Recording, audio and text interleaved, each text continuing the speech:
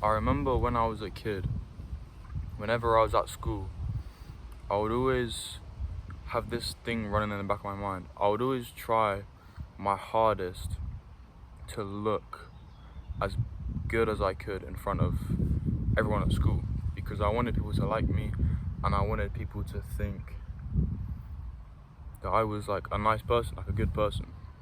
So in primary school, every day I'd try and get as little angry as I could. I'd try and not react to people when they said stuff. I'd try to, do as many good things as I can. And when I got home, whenever I was at home, all the stuff that bothered me at school had built up, and I was horrible. I was a horrible child at home. I would like scream, like start fights. I would just be like very violent kid at home. And that all came from trying to look perfect when I was at school and kind of suppressing my emotions and stuff from my time in school. And it had a repercussion on my home life. I just want to stress the importance of not trying to look perfect, especially in front of people that you might want to look good in front of, like teachers or friends or anyone. It's okay to be messy. It's okay to be emotional.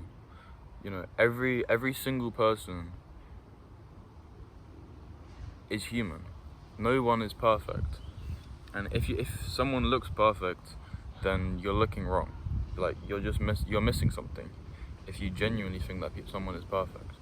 Because everyone has their flaws. Everyone has things that they're less good at and things that they're better at.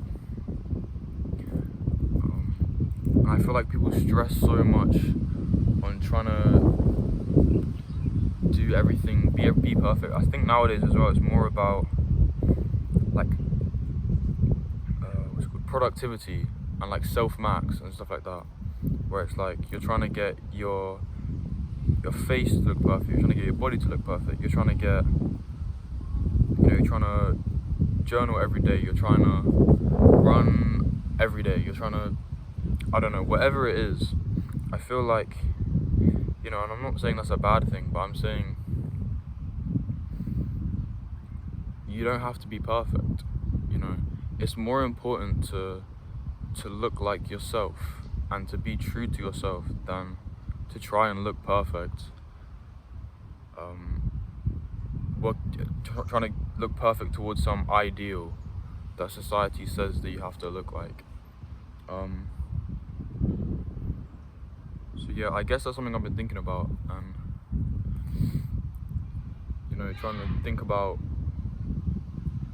what makes me me instead of how can I look more like better to other people.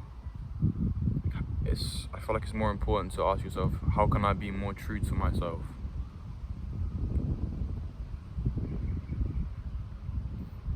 But yeah, and also perfection doesn't exist, so there's no point stressing about flaws. People say that your flaws can actually turn out to be your greatest strengths. For example, like vulnerability. A lot of people see that as a flaw, like something that's bad or something that's wrong with you, or it's deemed as like cringe nowadays if you're overly vulnerable.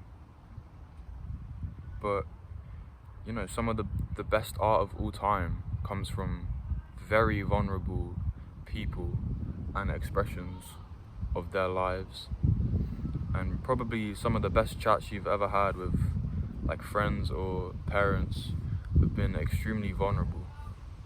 So amazing things can come out of seemingly bad traits or whatever. And especially things like if you can't change, like if you're a very sensitive person by nature, that's not automatically a bad thing.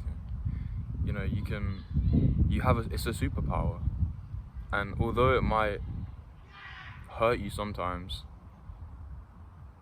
you know, if you learn to embrace whatever it is that you think is wrong with you, it could actually turn out to be a good thing. And you know, obviously improving your life is good in general, and like trying to build better habits and trying to do better things is good, but don't get caught up trying to get everything in line and make everything perfect, because that's never gonna happen. It's much more important to think about, how can I be the person that I want to be, instead of how can I be the person that everyone else wants me to be or would like to look at, you know. Yeah, I just wanted to make a quick video about that. That's kind of all I had to say there. Yeah, have a good day. Peace.